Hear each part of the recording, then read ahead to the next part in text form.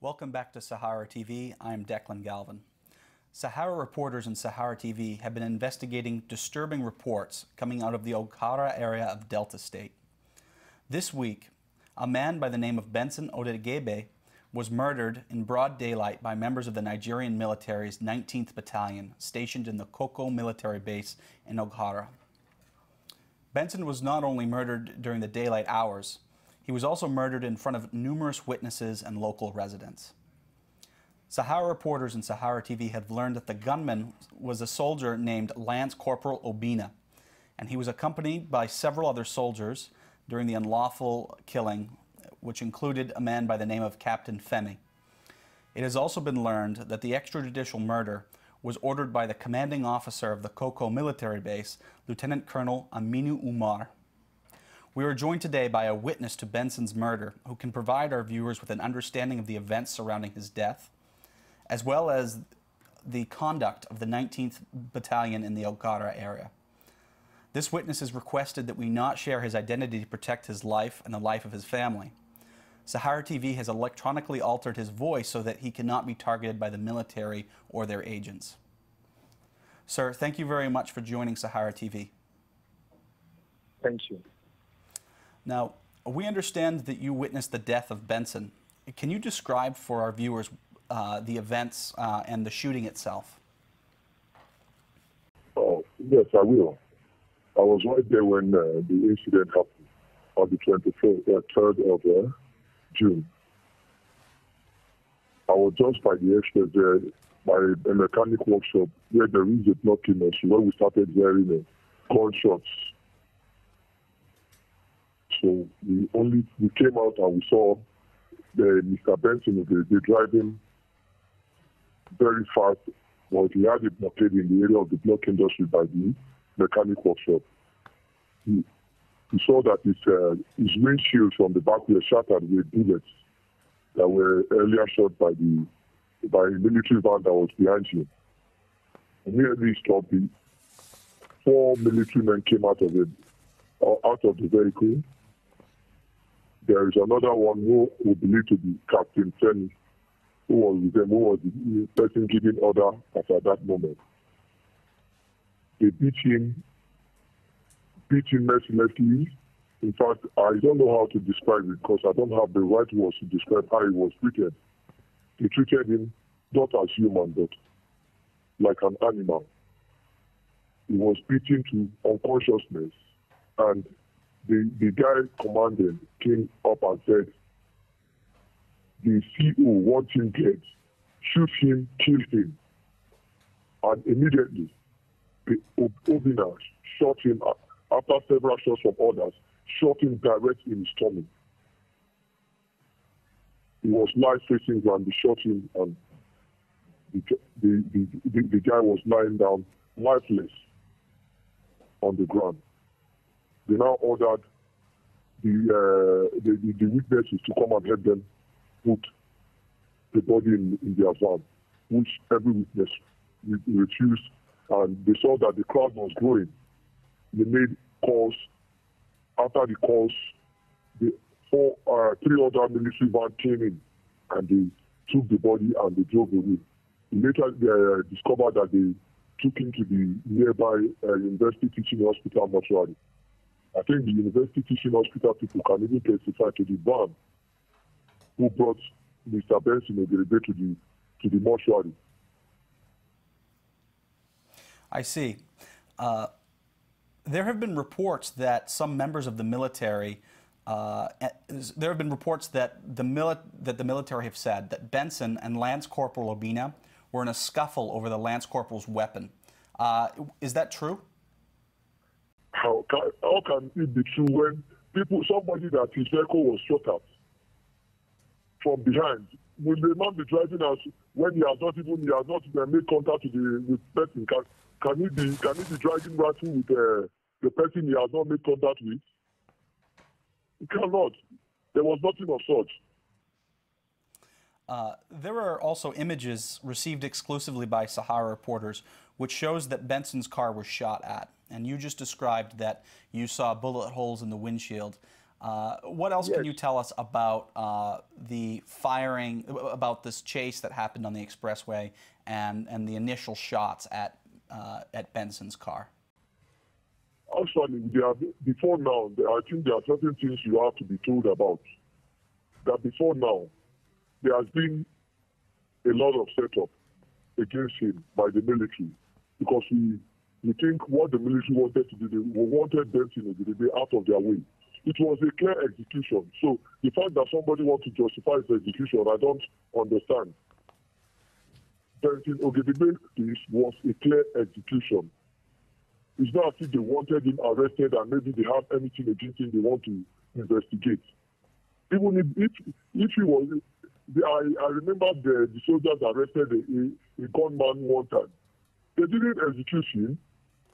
Then somebody that has no weapon, had nothing, wasn't fighting them. Can one man fight 5 military officers, trained officers, and the king is coupled? They were shooting at him even before he stopped. They shattered his windscreen before he stopped. So if you want me to tell you the earlier story that has been going on for the last on the 11th of May till this time, I can tell you that we know that it's a clear execution. Mm-hmm.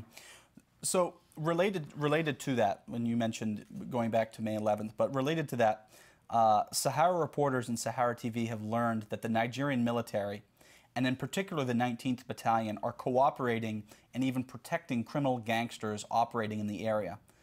Can you confirm this to be true? I never knew you already heard about that.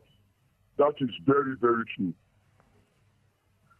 The 19th Battalion worked with a very notorious criminal that is wanted in Edo State, who moved down to Delta State.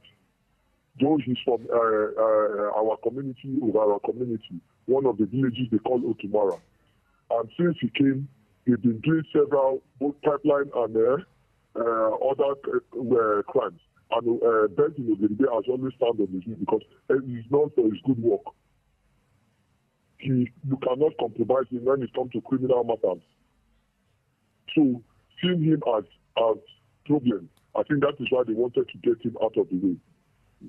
Earlier on, since May 11th to this time, the military has done several ways to get him. There was an occasion that they even had to come to the station.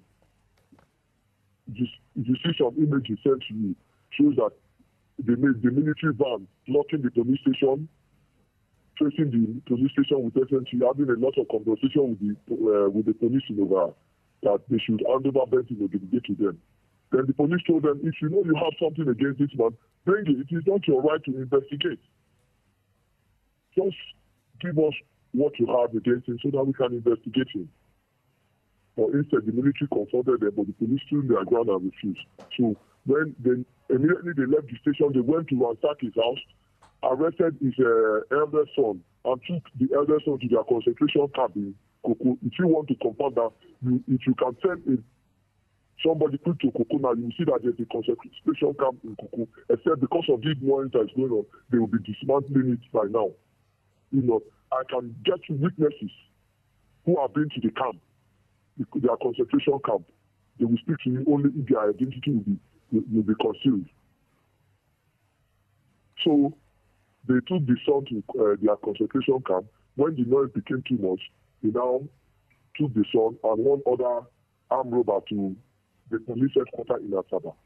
And with a case file that they alleging Ogedegbe and his son to be armed robbers, and Ogedegbe being a sponsor of the robbers.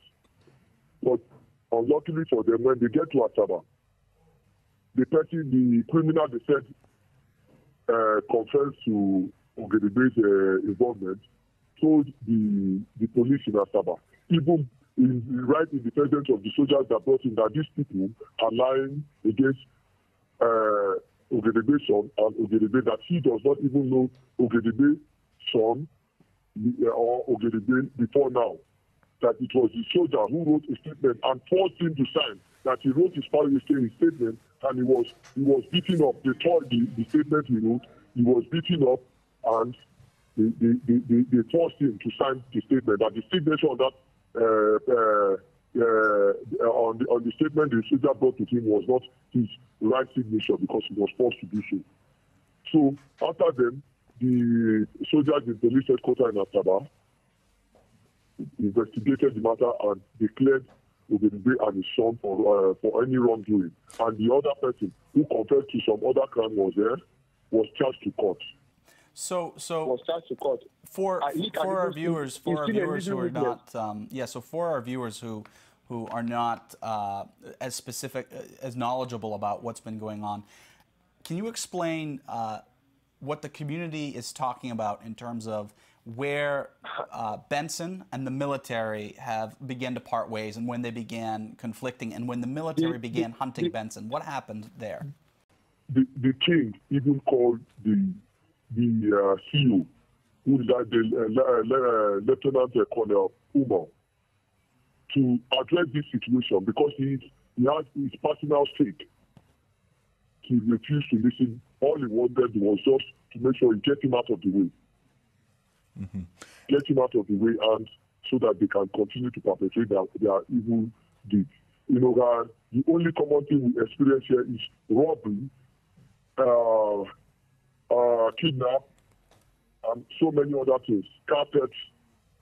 Recently, there was an issue that is even on now that the soldiers are compromising the police investigation about the robbery that the car was taken to Abuja.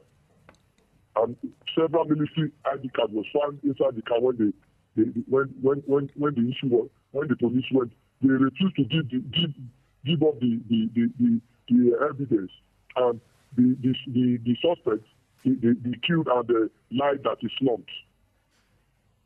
I see. And after I'm talking to you, they have refused to give the statement of the suspect to the Nigerian police command in Delta State to investigate this case.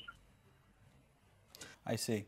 So I understand that you knew Benson and that you ended up knowing a great deal about him. What do you think our viewers should know about the man Benson? Benson Ogedegbe is a law-abiding citizen, indigenous of Ogara. And Benson Ogedegbe has been the only reason we could sleep with our eyes closed since he assumed as vigilante members and the leader of the vigilante group in Ogara. And as I talk to you, so many of the vigilante members have decided to resign because of this incident. Benson Ogedegbe is a law-abiding citizen. He has stood for what is right. And as I talk to you, I know his name will remain in history for generations to come. What is the Oghara community wanting to be done about this? What actions do you think need to be taken to restore the safety of your community? The action that needs to be taken is one, for the soldiers to be investigated, mostly the CO, the Captain Femi, Obina, and one sergeant and the other two guys that were involved in this killing, broad daylight killing, without mercy. They should be investigated, and the military should be called to back out of every civil matter that has to do with Iraq. What they do here, what the military do here is that they just drive when they get hungry, they arrest people and take to their concentration camp. If you don't have at least a minimum of 50,000, you will not get your person out. Nobody asks them questions. If you go there now, you see that they made uniform. Immediately they arrest you, then they bat your head and they give you a uniform to wear. And they put you in their concentration camp, they punish you, they use you like slaves. As a matter of fact, there's slavery going on in Ogara as I talk to you today. Okay. Sir, I want to thank you. we need the appropriate authorities to really look into this matter and put this colonel, this lieutenant colonel, and his boys to justice. If not, the government are turning over, or the 19th Battalion men will turn over to a lawless place, because if things are not done in the right way, it will turn the people of the society to lawless people. And that is what the 19th Battalion are doing. The king and the people of the hierarchy has already written a press statement on this issue. And by his grace, he will get one of it. Okay. I want to thank you so much for your time today and for taking the courage to speak with us today, despite you putting yourself at risk. Yes. Thank you very much. Very much. I'm Declan Galvin. Thank you for watching Sahara TV, and please stay tuned for our ongoing investigation around the circumstances of Benson's murder, the conduct of the Nigerian military in this community.